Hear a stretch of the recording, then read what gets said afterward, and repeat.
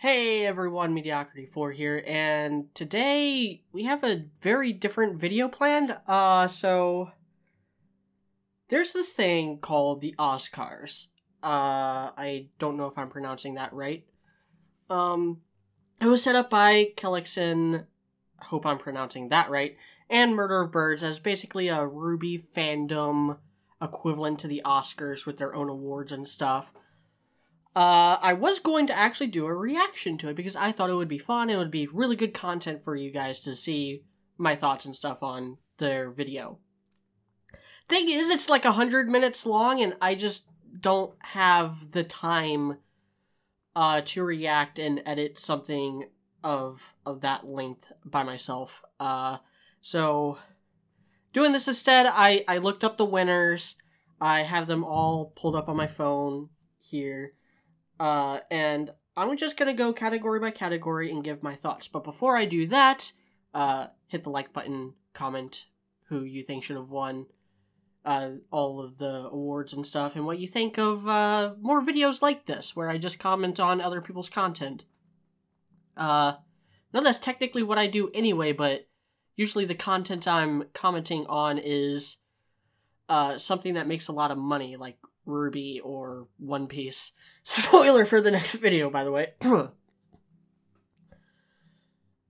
So I have nothing against Cal and nothing against Murder Birds, despite some popular belief, probably. I do think, however, that this wasn't a great idea to do, and a lot of that is my bias against award shows. I don't even like watching award shows for mediums that I like. I don't like watching the Oscars. I don't like watching the Grammys. I really don't like watching the VGAs.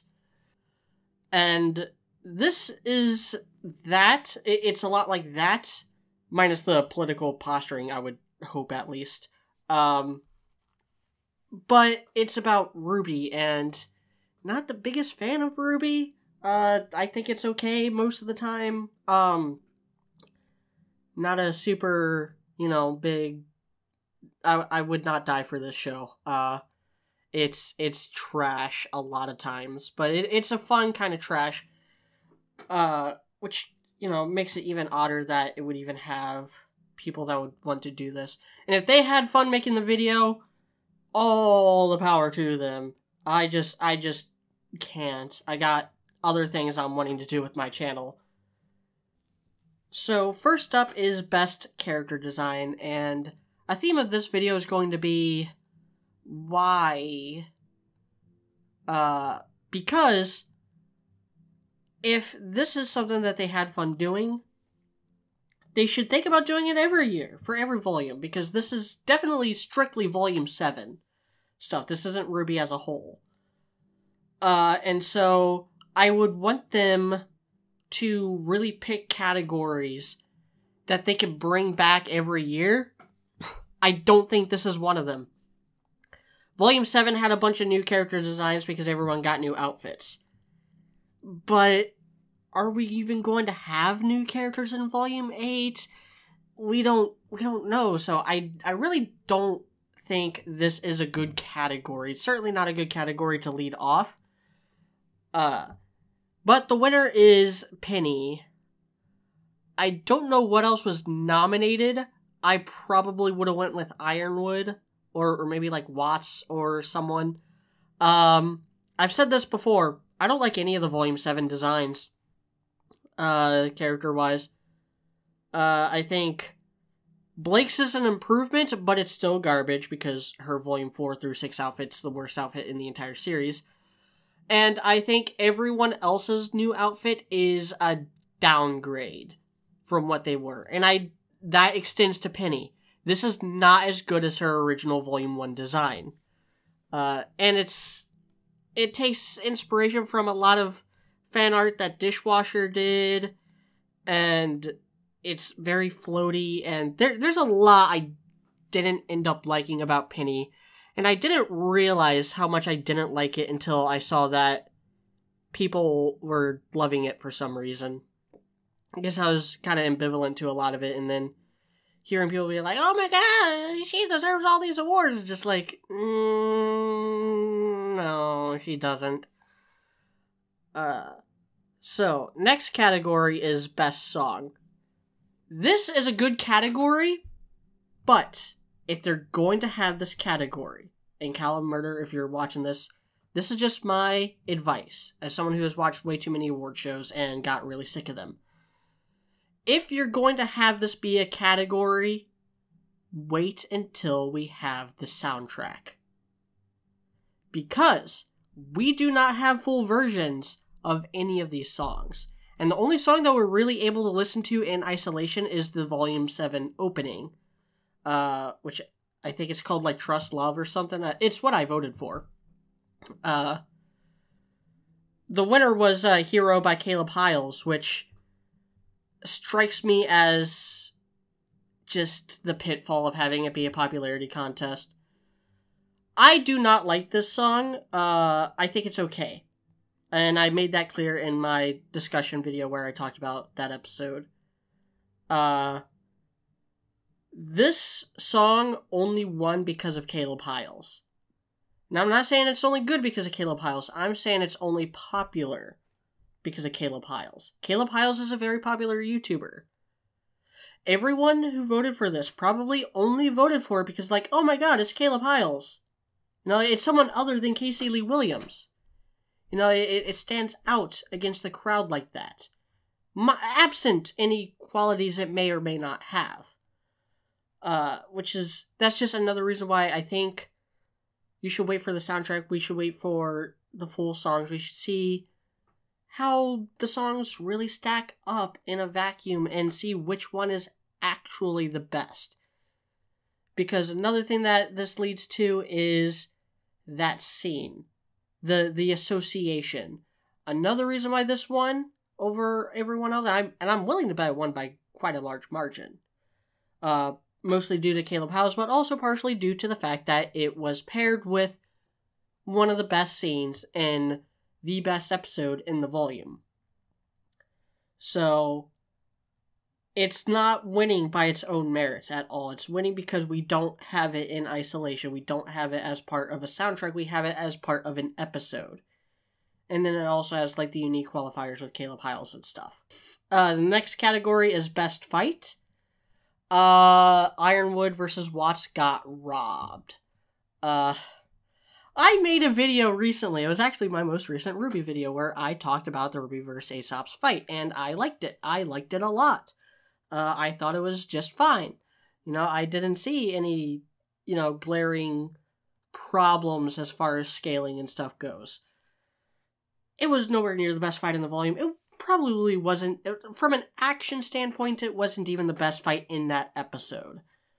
I don't understand why so many people voted for this over Ironwood versus Watts, or the Tyrion Clover Crow fight, or like even the grim stuff from the beginning of the volume. I think were very, very well done as well. It's really all I had to say. Is it had a lot of dumb moments in it as well, and the choreography and stuff was slick, but it was nowhere near as slick as the stuff with Tyrion.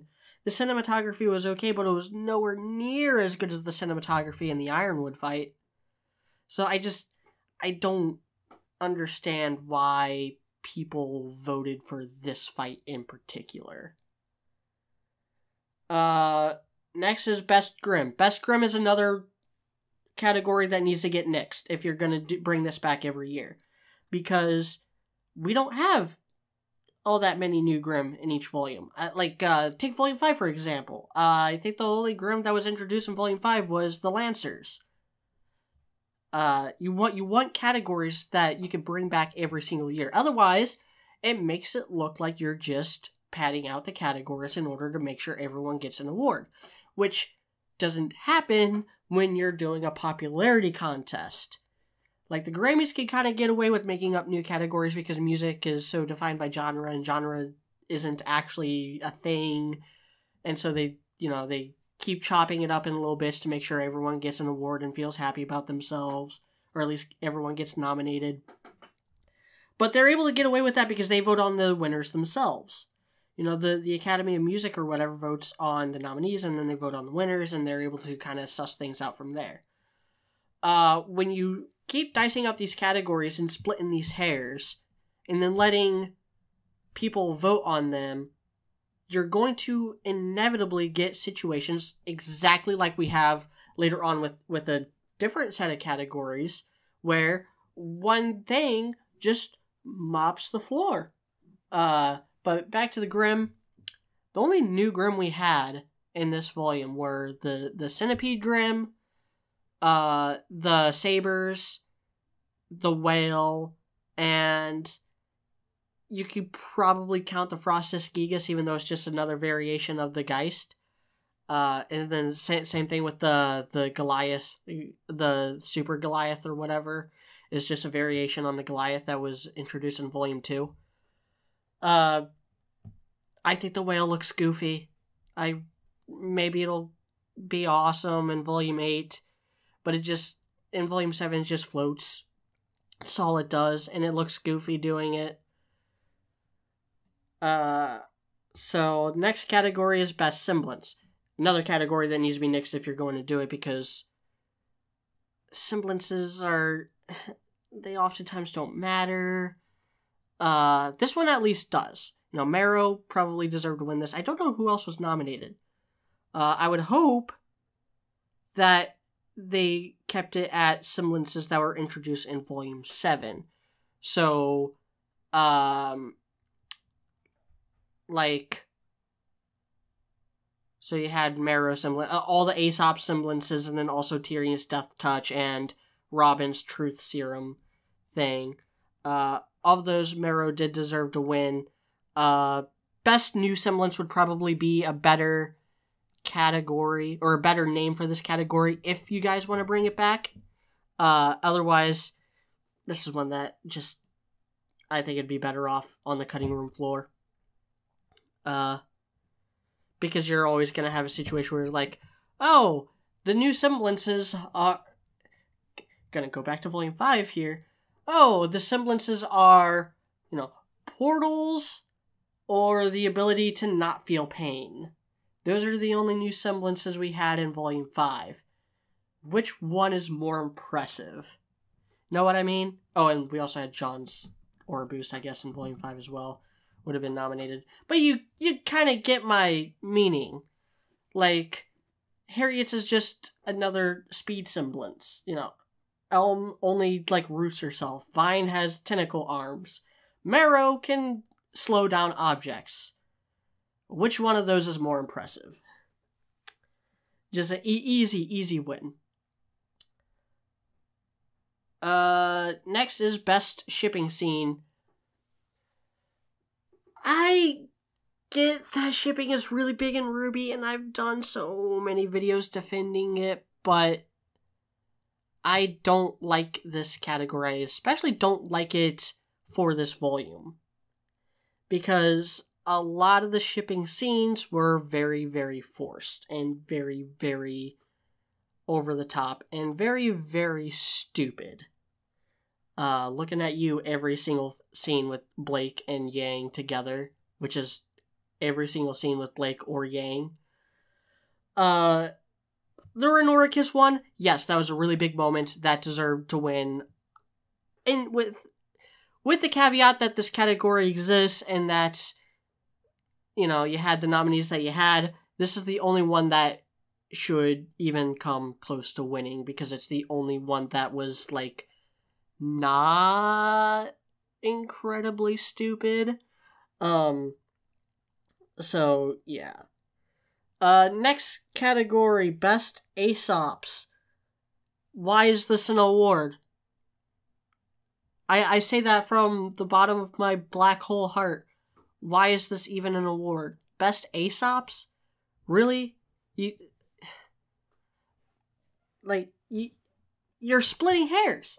This goes back to what I was saying earlier about splitting hairs.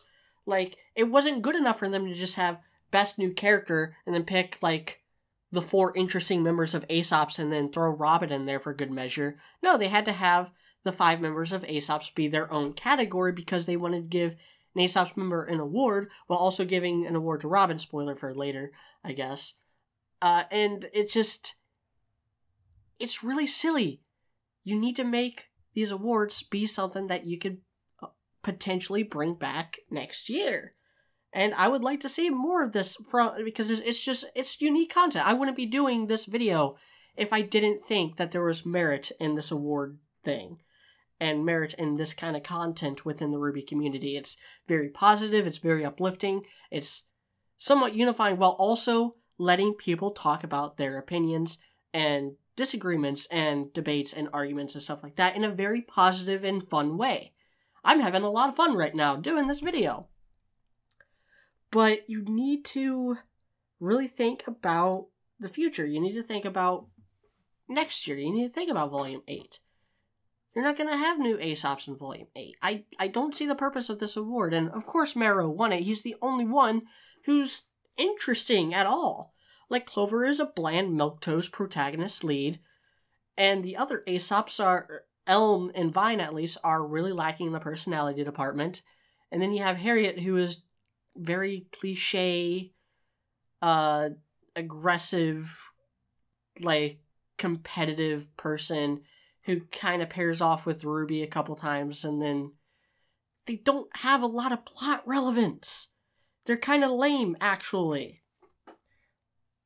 And again, like, Marrow's the only interesting one because he kind of puts a pin in the whole, like, political allegory thing and really speaks to what a lot of people actually feel. Whether the writers intended that or not, I don't think they did, because I personally just look at their Twitter stuff. I don't think they're smart enough to realize that that's what Marrow was doing. Where he's like, yeah, dude, Robin's trying to be like, man, the people of Mantle have it rough, and you just don't understand. And Marrow's like, really? Points to his dog tail. Like, you don't speak for me. You're not doing a good job of speaking for people, Robin. You're a hack. Yeah, I actually really like that scene. I really like Marrow. I like him a lot. I definitely voted for him in this category, if you can't tell. Best episode. Was there really any competition here? Most other volumes, there'd be competition.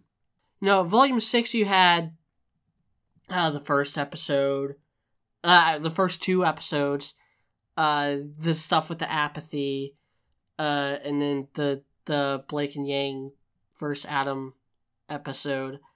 Like, you'd have competition in Volume 6 picking the best episode. Same thing with Volume 5. You'd have the stuff with Weiss and the Lancers, the first episode, and then episode 8, and then the episode 4 of Volume 5, I guess, just to get 4 episodes, even though all the other ones were trash. Volume 3, you'd have Pick a Litter. Volume 2, you'd have a couple episodes to pick from.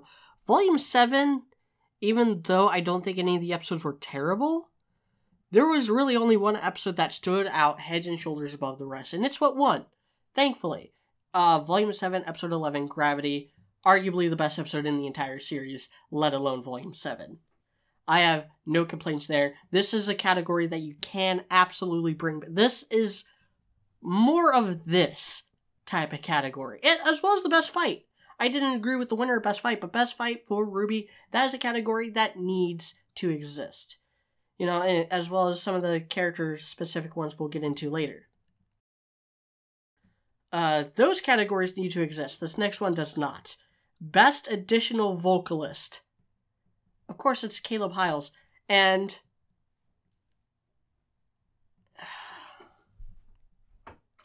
this category shouldn't exist for every single reason that I stated about Best Song not existing, plus the fact we don't get additional vocalists all that often.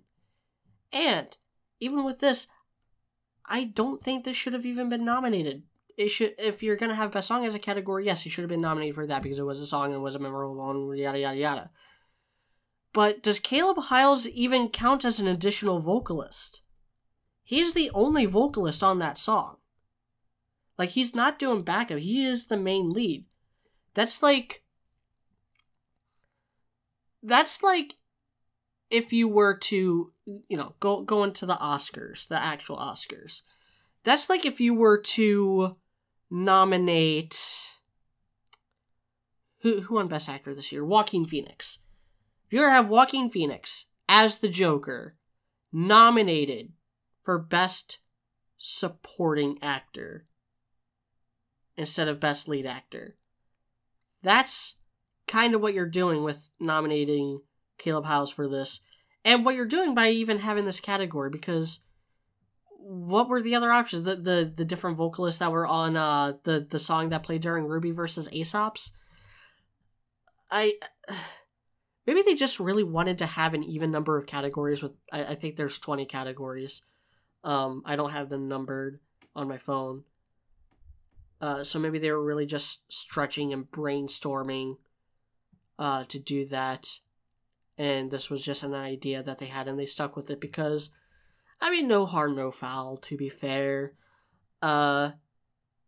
Just again, what happens when there is no song with additional vocalists next volume?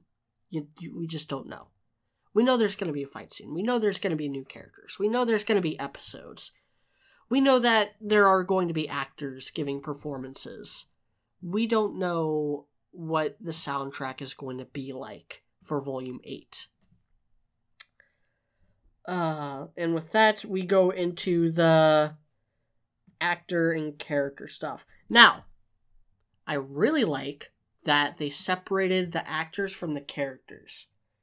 You have, like, Best Lead Actress, Best Supporting Actress, Best Lead Actor, Best Supporting Actor, and you have Best Lead Character, Best Supporting Character, female and male, because one is a vocal performance award. It's awarding the people that try to flesh out these characters using nothing but their voice. And the other one is a writing award. It's awarding Miles and Carrie for creating these characters, and Eddie and Kiersey for helping out with the script as well. Gotten so used to saying Miles and Carrie that I just realized it's gonna be a little hard to be like Miles, Carrie, Eddie, and Kiersey. Ugh. So many more syllables. So Best Supporting Actress. Jen Taylor as Salem. Yeah, fine. Kind of has the same problems as Caleb Howes, where it's like, oh, she's just so famous because she's Cortana from Halo, and that's even how they introduced her on Twitter on the thing. Dumb. It was dumb to be like, yeah, totally not Cortana. Because it does her a disservice, you know?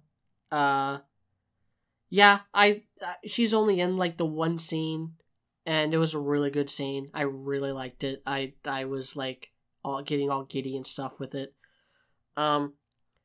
Best Supporting Actor, I don't understand why Christopher Weckamp, and I don't care if I'm pronouncing that right, as Clover.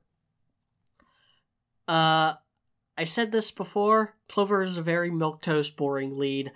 I was not impressed with his vocal delivery at all. It seemed very flat. And I said this in the Volume 7, the Art of Attrition, or An Attrition in Ambition is what I ended up calling that video. Where I basically said that none of the Aesop's voice actors are good, and Christopher Weckamp is not an exception there. Best Actress. I just have problems with this winner, but again, you know, people really love Penny, and because Penny's popular, and because she, like, you know, kind of did a lot this volume, and after having sat, you know, last 4 or so volumes out, she just cleans house, not by her own merit, but just because she's popular. Taylor McNee as Penny. I actually always thought Taylor McNee was fine. I've always thought that the really awkward delivery was intentional. I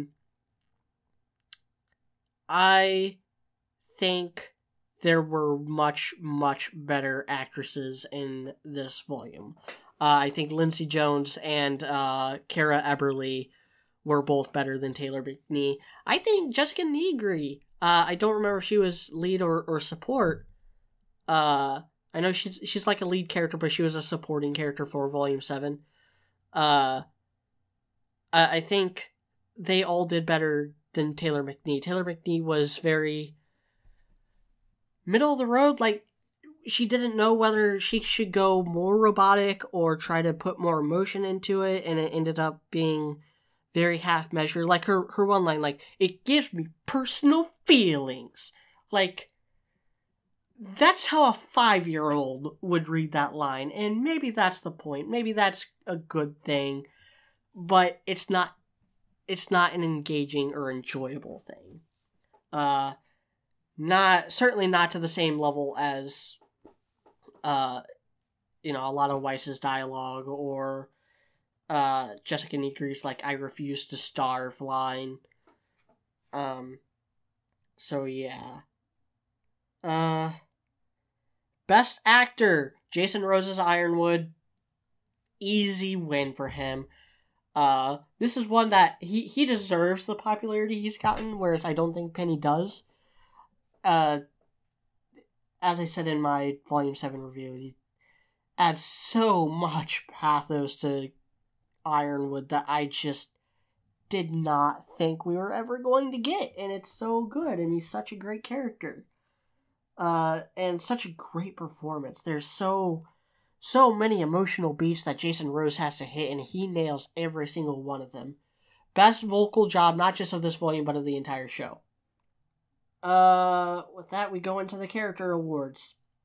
Best new character. I like that this is a category, because, we do get at least a handful of new characters every volume, and this is something you can bring back every single year. And it gives the new characters that haven't had time to shine, it gives them a way to shine, without, worrying about the more established characters like Team RWBY and Team Juniper. With that said, I think the worst possible new character won. I would have went with Forrest, the autistic Antifa dude from episode 2. I would have went with him. I could have went with any of the Aesop's members. I could have went with the random drunk guy from the first episode who pops up every once in a while in the crowd shots. I would have went with literally anyone except for Robin, and that's who won. Robin is such a stupid bitch. She is the worst character in the entire show. Her only contribution to the plot is making things worse and killing the pilot. Like, yeah, I know Tyrion is technically the one who killed the pilot, but it was Robin's arrow that freed Tyrion, and it was Robin who started that entire fight, and all it did was get Clover killed, and why do people like her? I don't get it. I really don't. Next category. Best female antagonist.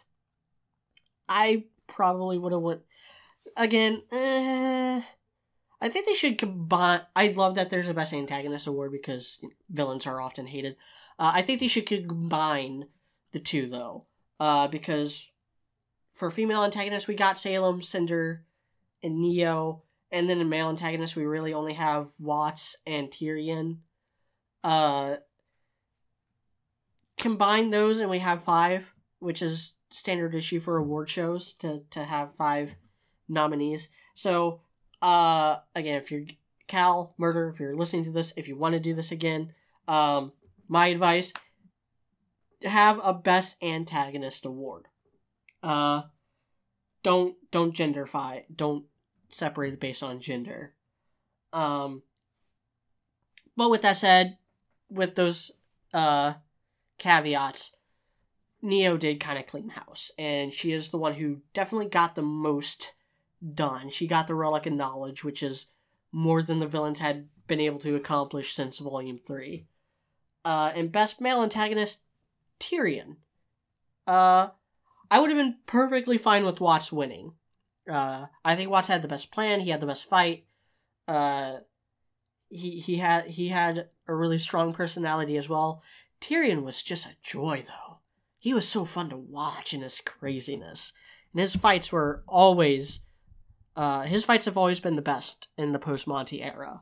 And I think that's something that gives him a lot of bonus points as well. Best female support went to Nora. Again, I don't know who else was nominated. I'm fine with Nora winning. She had a couple great lines. She had a few good moments. The aforementioned Renora kiss. The action beats with her were pretty decent. So yeah, totally fine with her. Best male support went to Clover. I guess in that he was like a literal support character, like he was really there just to support Crow on his character arc. Yeah. I would have went with Ren or Marrow though. I would have went with either Ren or Marrow. For that award though. But I'm fine with the winner. Best female lead, Penny. Best female lead and best male lead, Penny and Ironwood both continue to clean house. I already kind of talked about that with, talk about their vocal performances. Penny at least has a better standing here than she did as an actress. Which is, again, it's why I like that these awards are separated. Even though they ended up overlapping here at the end. It would have been better had Penny won this award and not won the actress award. Ironwood deserves both. He's the best character. He's the best vocal performance. It all just coalesces very perfectly. Whereas Penny, she's decently written. She goes through like an actual arc, which is more than you can say about most of the characters in this volume. But I never really bought her vocal performance as much. So yeah, I do think Penny deserved this award, not the other award. And the whole Maiden Powers is the whole Maiden Power scene is kind of why, because she does a lot of plot relevant stuff in the last 2 episodes, and not really all that well delivered from the actress, honestly. So, that's all the categories. There are 20 of them. I've been recording for over 30 minutes, so I'm gonna wrap it up here. Thank you, everyone who has supported the channel. Thank you to all my Patreon, thank you to all my patrons. I'm gonna leave that flub in because I think it'll get a laugh. And thank you, Cal and Arnold, Murder of Birds, for putting this together, because this was a lot of fun. And to answer the question, no, I actually haven't sat down and watched the entire awards. I just kind of skimmed through it. I just didn't have the time. But I would certainly like to do this every year. I would like for this to come back. If you guys had fun with it, if you guys had fun making it, great. It's amazing that you guys really put that much effort into a 100-minute long video. Ugh. Sorry, I just value my time way too much to watch long content. And thank you, to everyone watching this, and I hope you all have a great day. I'm Mediocrity4. Thanks for watching.